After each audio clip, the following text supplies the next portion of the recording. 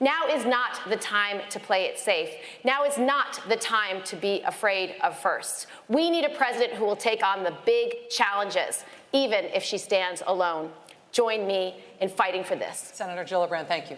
Mr. Yang, you have 45 seconds for your closing. First, I want to thank everyone who put me on this stage tonight. I am proof that our democracy still works. Democrats. In the past decade, in just the past 11 years, you've had 4 major Gaza massacres. 2008, 2009, Gaza massacre, 288 Palestinian kids killed, 1,400 Palestinians, and like a dozen Israelis. So in 2008, massacre, right? Just absolute Gaza massacre. 1,400 total and 288 children, 288 kids. So that's the first Gaza massacre in just the last decade. The second Gaza massacre is 2012, 160 Palestinians were killed, 2 Israelis. And then 2014, 2,300 Palestinians were killed, including 551 children, 551 kids. 288 kids in 2008, 2009, because it was right over. It was right before Barack Obama got in there. So that's a Christmas massacre. There's a nice gift for, Gaza. Let's have a total massacre of Gaza. So that was a Christmas massacre in 2008, 2009, because it was at the end of the year and the beginning of the year. And then just a couple months ago, in March and May, you had another, they call them flare-ups, because who knows who's right and who's wrong. Well, the flare-up, you had 60 unarmed Palestinians that were killed, and you had 2 Israelis. 60 versus 2. Let's assume, let's give, Israel the benefit of the doubt. Somebody killed those 2 Israelis, and so therefore somebody needs to pay. Is it the 60 innocent people that were murdered? So because somebody murdered the 2, then just 60 people get killed? That's insane. That's indiscriminate. That's ridiculous. Yeah, you want to sit there and say, what, thou shalt not kill? Yeah, okay, Christians. You're pro-life? Yeah, I'm sure you're pro-life. So I just wanted to establish that there have been 4 major massacres that have happened within the last 11 years, which had thousands of Palestinians killed and hundreds of Palestinian babies. Now, when it comes to Kirsten Gillibrand, she's blue-eyed, blonde-haired, privileged white woman. She does not give a shit about the brown-skinned Palestinians. And Americans around the country have one question for their nominee, and that is who can beat Donald Trump in 2020? That is the right question. And the right candidate to beat Donald Trump will be solving the problems that got Donald Trump elected and will have a vision of a trickle-up economy that is already drawing thousands of disaffected Trump voters, conservatives, independents, and libertarians, as well as Democrats and progressives. I am that candidate. I can build a much broader coalition to beat Donald Trump. It is not left. It is not right. It is forward. And that is where I'll take the country in 2020. Mr. Yang, thank you. And because back in the days of lynching, all a white woman had to do was lie and say, hey, that person did this and did that to me, and then that person would get lynched, even if, they were innocent. So when you have Kirsten Gillibrand, the blue-eyed, blonde-haired, privileged white woman who's sitting there just saying, Israel does good, Israel does right. On immigration, everybody seems to say, well, we give a crap about the immigrants, but when it comes to the brown-skinned Palestinians, most of the Democrat candidates don't even acknowledge their existence. They'll criticize Palestine, say, Palestine, you got to do this and you got to do that, and they won't criticize Israel. They are one-sided.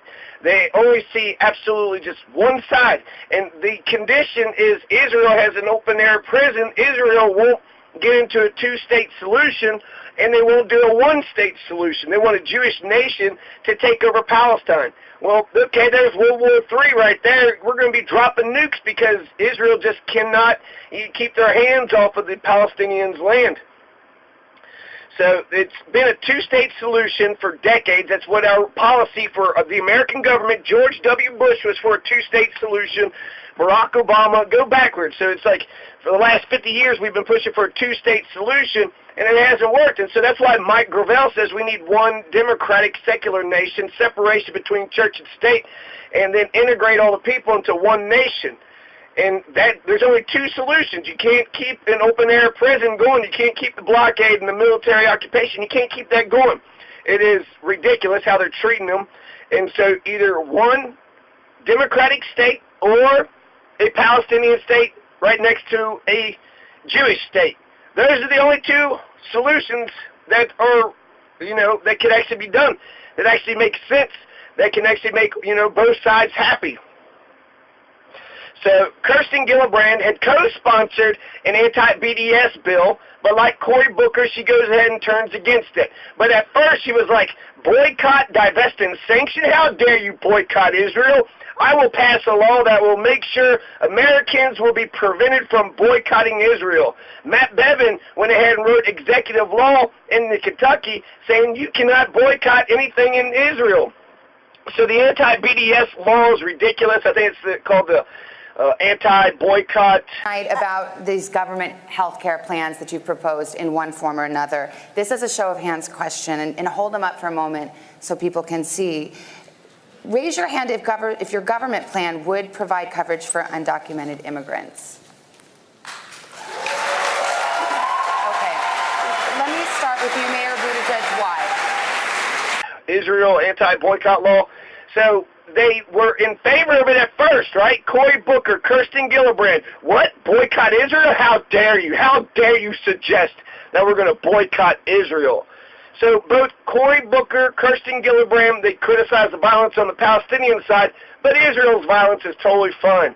So Kirsten Gillibrand specifically in 2014, the Gaza massacre in 2014, where you had 2,200 to 2,300 Palestinians killed and 73 Israelis.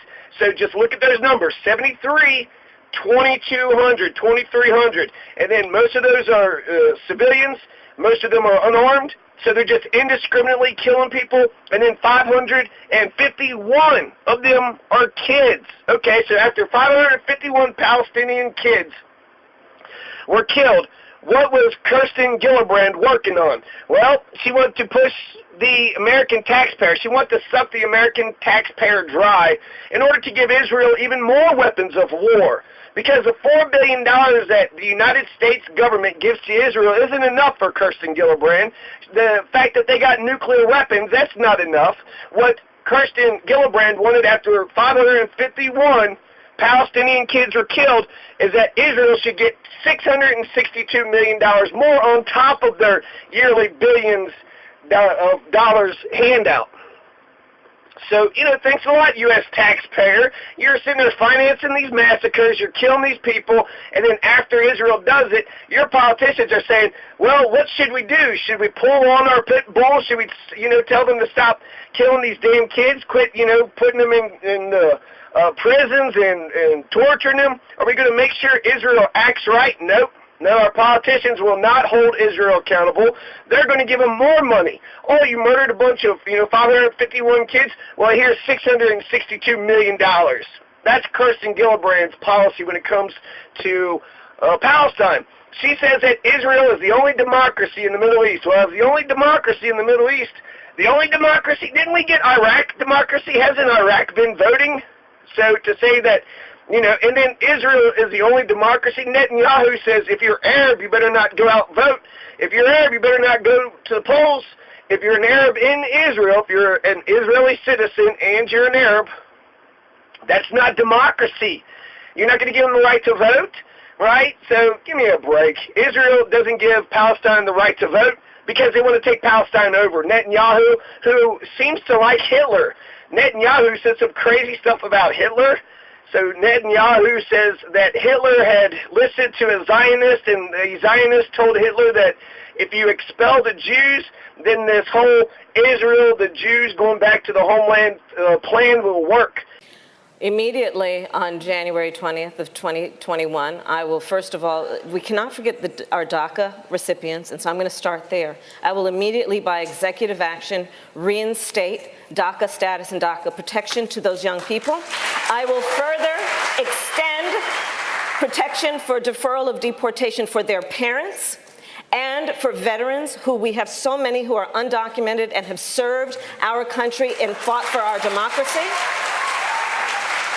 I will also immediately put in place a meaningful process for reviewing the cases for asylum. I will release children from cages. I will get rid of the private detention centers. And I will ensure that this microphone that the President of the United States holds in her hand is used in a way that is about reflecting the values of our country and not about locking children up, separating them from their parents. And I have to just say that we have to think about this issue in terms of real people. A mother who pays a coyote to transport her child through their country of origin, through the entire country of Mexico, facing unknown peril to come here. Why would that mother do that? I will tell you. Because she has decided for that child to remain where they are is worse. But what does Donald Trump do? He says, go back to where you came from. That is not reflective of our America and our values, and it's got to end. And so I'll have to talk about that in another video. But that's Kirsten Gillibrand. Now, Cory Booker, he's actually got some deep ties to the Jewish community, which is fine. There's, I don't mind that. But he, again, just like Kirsten Gillibrand, she says, they were both for, the anti-BDS bill, and they're both one-sided, okay? So Cory Booker said it didn't really matter if we have to take the foods out of the mouths of American children. He's going to get Israel their $4 billion a year. Unequivocally, 100%, absolutely yes. I will fork over the $4 billion in foreign aid every year until the end of time. So Cory Booker says, yes, we're going to keep on financing Israel. Who cares how many kids they kill? He even said this, okay? So he co-sponsored that anti-boycott act, which why we're even on board to begin with. But he said this, and this is very memorable. He says, if I forget thee, O Israel, may I cut off my right hand. Okay, well, that's very biblical, right? Oh, you're going to cut off people's hands. If you forget Israel, hey, what's that country in the Middle East? I don't know. I forgot. Give me your right hand, Cory Booker. So if I forget thee, O Israel, may I cut off my right hand. Okay, that's some extreme rhetoric right there, Cory Booker. I'm wondering, what about Palestine? What if you forget about Palestine? Will you cut off your left hand? So he's sitting there saying he just loves Israel no matter what. We're going to give them billions of dollars. Who cares, what crimes they commit? Mr. President, today I wish to add myself as a co-sponsor of Senate Bill 720, the Israel Anti-Boycott Act, and urge my colleagues to support this important legislation in its modified form. I have long and staunchly opposed the BDS movement and associated efforts to unfairly isolate Israel in international forums. This is a Senate floor speech that Cory Booker said in 2018 in November, just 6 months ago. So he was for the anti-BDS bill, and then he went against it. That's a good evolution, but he's in favor of the Taylor Force Act, which is some convoluted law which is saying that Palestinian funds can't, the U.S. aid can't go to Palestine if Israel had accused them of war crimes. So maybe, there's terrorists out there, but they could just, say that the government is protecting the terrorists. So if Israel accuses the government of being, of being guilty of war crimes, and, that's correct. You shouldn't give money to terrorists like, Israel, who are killing people indiscriminately. So you shouldn't give money to the Palestinian terrorists, and you shouldn't give money to the Israeli terrorists. And you shouldn't just say that you're not going to, forget Israel. You want to keep the system that we have in place with Obamacare and build on it. You mentioned that a moment ago. Is that enough to get us to universal coverage? I believe that will get us the quickest way there. And I thought the Vice President was very moving about this, and Mayor Pete as well. I had prostate cancer recently, as you may know, and it's why I was a little late getting in the race. The same week, my kid had her appendectomy out. And I feel very strongly that families ought to be able to have this choice. I think that's what the American people want. I believe it will get us there quickly. There are millions of people in America that do not have health insurance today because they can't. They're too wealthy. They make too much money to be on Medicaid. They can't afford health insurance. When Senator Sanders says that Canada is single payer, there are 35 million people in Canada. There are 330 million people in the United States, easily the number of people on a public option. It could easily be 35 million. And for them, it would be Medicare for all, as Mayor Buttigieg says. But for others that want to keep it, they should be able to keep it. And And I think that will be the fastest way to get where we need to go. I'd like to Also, add a I will point. say, Bernie is a very honest person. He has said over and over again, unlike others that have supported this legislation, over and over again, that this will ban, make illegal, all insurance except cosmetic, except insurance for, I guess that's for plastic surgery. Everything else is banned. All things being equal, Palestine's a nation, Israel's a nation. So they cannot invade each other. I will protect the Palestinian people. I will, fight and die for the Palestinian people. I will fight and die for the Israeli people. And so this is what the Democratic candidates have to say. They have to go all Tulsi Gabbard, I will fight and die for the gay folks. Joe Biden passed DOMA. Hillary Clinton hated gay folks forever, but you don't hear anybody saying anything about that.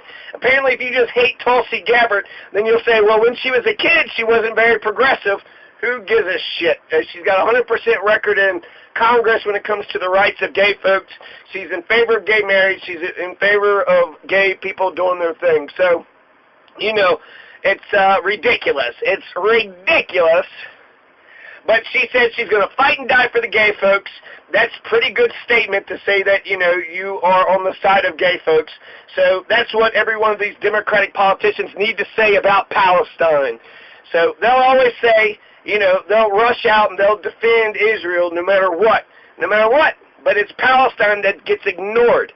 So he's got deep ties to the Jewish community. As a Rhodes Scholar at Oxford, he was known to frequently hang out at the university's Jewish house, where he befriended the politically conservative Orthodox rabbi Shmuley Boteach. And then finally, we need to make sure that we address the issues that made Oscar and Valeria come in the first place by making major investments in the Northern Triangle, not like this president is doing, by ripping away the resources we need to actually solve this problem.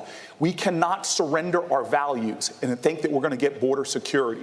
We actually will lose security and our values. We must fight for both. Let's say, if I might, very briefly, and this is an important point, my plan, and I'm glad to see that Senator Booker, Senator Warren, and Governor Inslee agree with me on this. My plan also includes getting rid of Section 1325 of the Immigration and Nationality Act, to go back to the way we used to treat this when somebody comes across the border, not to criminalize desperation, to treat that as a civil violation.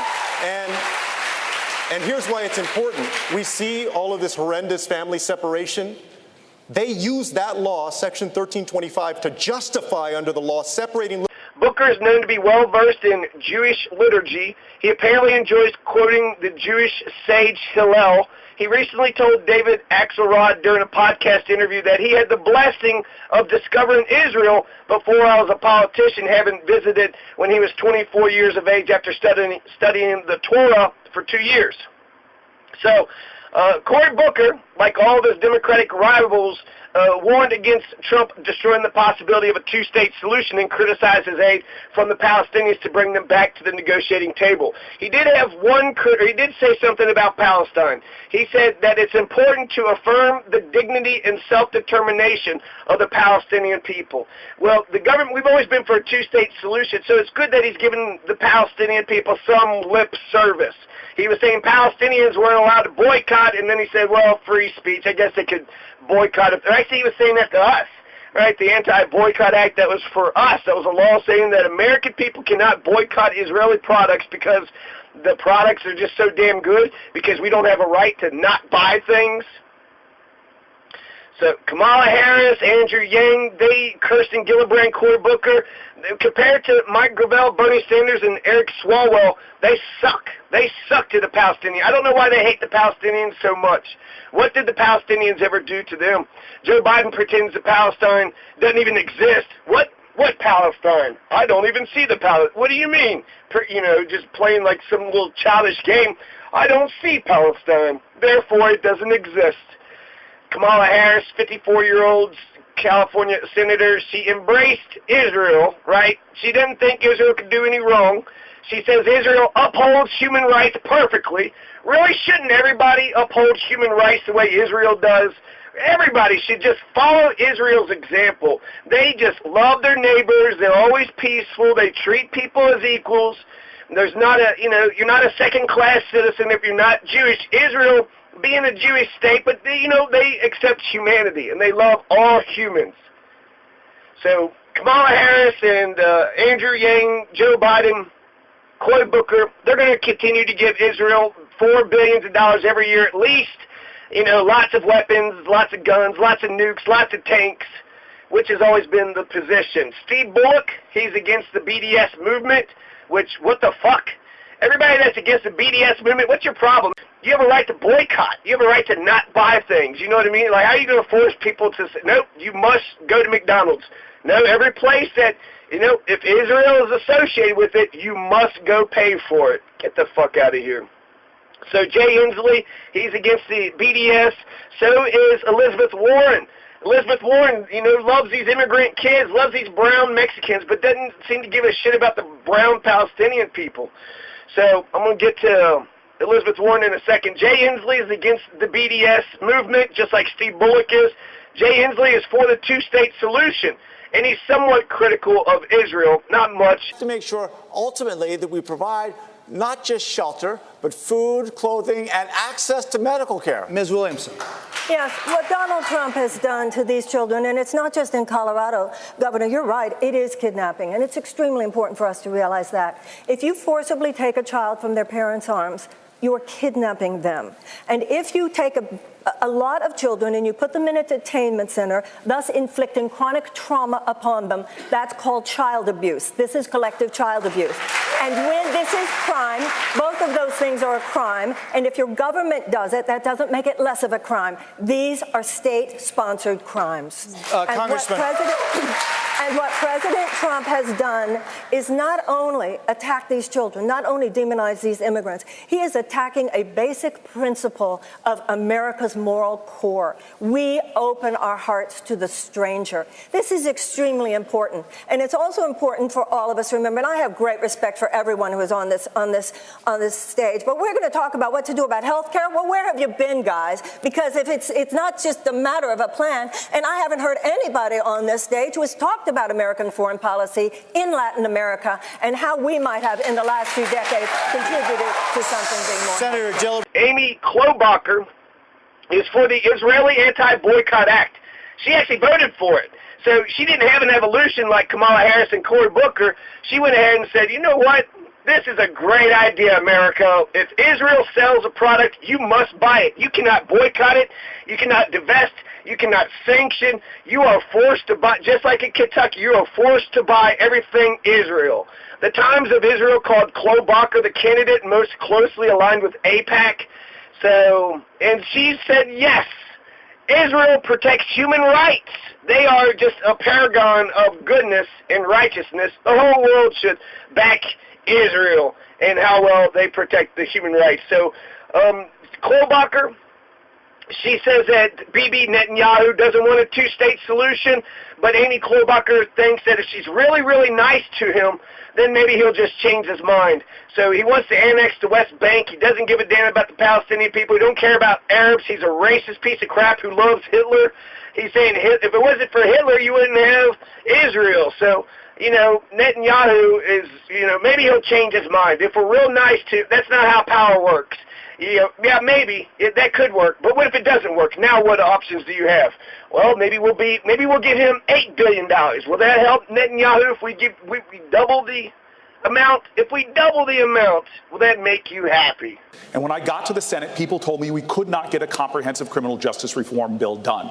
As my colleagues in the Senate know, I fought on that bill from the day I got to the Senate, built coalitions across the aisle, and today we passed the First Step Act. It's not as far as I want to go, but thousands of people will be liberated. I've taken on tough problems people said we cannot achieve, and I've been able to get things accomplished. So Texan Beto O'Rourke, he was a member of Congress for 6 years, 2013 to 2019, and he was absolutely in Israel's corner every single time except for once. In the middle of the 2014 Gaza massacre, where you had 2,200 Palestinians killed and 551 Palestinian babies, he was one of 8 Democratic House lawmakers to vote against the increased funding for the Iron Dome missile defense system. So the Iron Dome, so they wanted more money, right? And he said no, he's put his foot down. You kill 551 kids, I'm not going to build you this big Iron Dome missile defense system. No way. I'm not going to give you any more money for this. So that was one good thing, right? Beto O'Rourke, he doesn't condemn the Israeli settlements because Beta is okay with one nation stealing the land of another nation. He thinks the United Nations and the BDS movement is just too concerned about Israel and Palestine issues. He's in favor of the two-state solution. He thinks more pressure needs to be put on Palestine, more pressure on top of the blockade, on top of the military occupation, on top of the wall, on top of the military checkpoints, on top of the limiting of the food sent into Palestine. He wants more pressure. Beto offers weak criticism of Israel. He says that, I think that it is in our interest and in Israel's interest for those settlements to cease if there are to be any hope for lasting peace. And if a settlement construction does not stop, a two-state solution will be unobtainable, and Israel will lose the ability to be both a democratic and Jewish state. So he's criticizing the settlements. He wants a two-state solution. He says that the Israel-United States relationship is one of the most important relationships on the planet, but then he said Netanyahu's a bigot. He said that relationship, if it is to be successful, must transcend partisanship in the United States, and it must be able to transcend a prime minister who is racist, as he warns about Arabs coming to the polls who want to defy any prospect for peace, as he threatens to annex the West Bank and who has sided with the far-right-wing racist party in order to maintain his hold on power. So Beto O'Rourke said that the day before the 2019 Israeli election. So, he's criticizing a little bit. He, one time broke with just 100% Israel with the Iron Dome thing, and then he's for the two-state solution, which is he open to the one-state solution because he recognizes that Netanyahu isn't, abiding by the two-state solution. You keep going into Palestine, you keep putting settlements in there. Well, in order to kick the people out, it's going to be a military intervention. They put buildings in Palestine, and now they're living in them illegally, according to our policy, but Israel does as they please, and there's real politics, so they're getting away with it, right? They're putting the settlements there, the people are moving in. The only way that we can go back to the two-state solution is if we kick all those settlements out, or just pretend that they're not there. So they just keep on taking more and more and more, and essentially they're killing themselves. They're killing the Jewish nation of Israel. They are forcing Israel to become a democratic, secular, binational government. Elizabeth Warren, she's 69 years old. I didn't realize she was so old. 69, Elizabeth Warren, she's a senator from Massachusetts. She also agrees with the two-state solution, and she's also against the BDS movement. Why are they so pissed off about this BDS movement? So a couple Palestinians aren't buying Israeli goods. They're afraid that the BDS movement could actually gain traction, and it could actually be effective. Oh, no, we don't want it. Israel cannot change their ways. So anything that actually is serious that might fix the problem, they're opposed to it. So Elizabeth Warren, who's, very progressive on a lot of things, but she cheered for capitalism when Donald Trump, said something about it, and then she also fucked over Bernie Sanders. So Elizabeth Warren voted $225 million to Israel right in the middle of the 2014 Gaza massacre. 551 Palestinians were killed. Elizabeth Warren says, you know what, Israel? Here's $225 million. Good job, Israel. Get back in there. You'll be doing just fine. Elizabeth Warren also pushed for legislation. She co-sponsored legislation to give Israel $38 billion. So not just $4 billion. Let's just, go ahead and commit America for the next 10 years, giving Israel billions and billions of dollars. If Donald Trump wants money for his wall, well, you just gave it to Israel every year. So there is some criticism. So even though Elizabeth Warren has always been about Israel for most of her life, she seems to be criticizing Israel and seems to be defending Palestinians, at different times. So in 2017, even though, she gave $225 million to Israel after it killed 551 children in 2014, 3 years later, she signed this thing, and here's Elizabeth Warren. We write today to urge your government not to demolish the Palestinian village of Susia and the Bedouin community of Khan al-Amar. The displacement of entire communities would be an irreversible step away from the two-state solution, and we urge your government to abandon its efforts to destroy these villages. Thank you, Senator Booker. Rachel's got the next question. Hold on, Governor, please. you're going to be happy with where we go. Governor Inslee, this next give us question a second. is to you. You got me? Rachel. You got me? You have staked your candidacy on the issue of climate change. It is first, second, and third priority for you. You said it's all the issues. Let's get specific. We're here in Miami, which is already experiencing serious flooding on sunny days as a result of sea level rise. Parts of Miami Beach and the Keys could be underwater in our lifetimes. Does your plan save Miami? Yes, first by taking away the filibuster from Mitch McConnell to start with. We have to do that. Look at. So that's kind of like when Hillary went up to the Goldman Sachs people and the big bankers and said, hey, cut it out. Okay, yeah, that's going to work. Hey, you over there, you need to cut it out. And then, to think that that's going to work. So essentially they wrote a letter saying, hey, it looks like you're going to genocide and kill an entire town of people. Could you maybe not do it, please? We urge your government, please don't do this, okay? Please? Can you not do it? So Elizabeth Warren says she's got a novel idea. She's going to put Palestinians and Israelis next to each other and put them at a table and then walk away and just let them talk it out, because that's never been tried before. That's essentially how negotiations should work, but Palestine and Israel clearly can't govern their own affairs. America just needs to take over. We spend $4 billion on Israel. They'll welcome American troops. Palestine might not, but they're pretty weak. So just take over both countries and enforce the two-state solution, and if that's not possible, then get them one state. But that's just, we're an empire. We go invade for all these horrible reasons.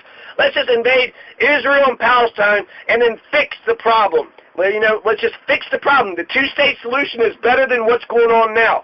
And so, our policy, George W. Bush's policy is better than what they've been doing the whole time.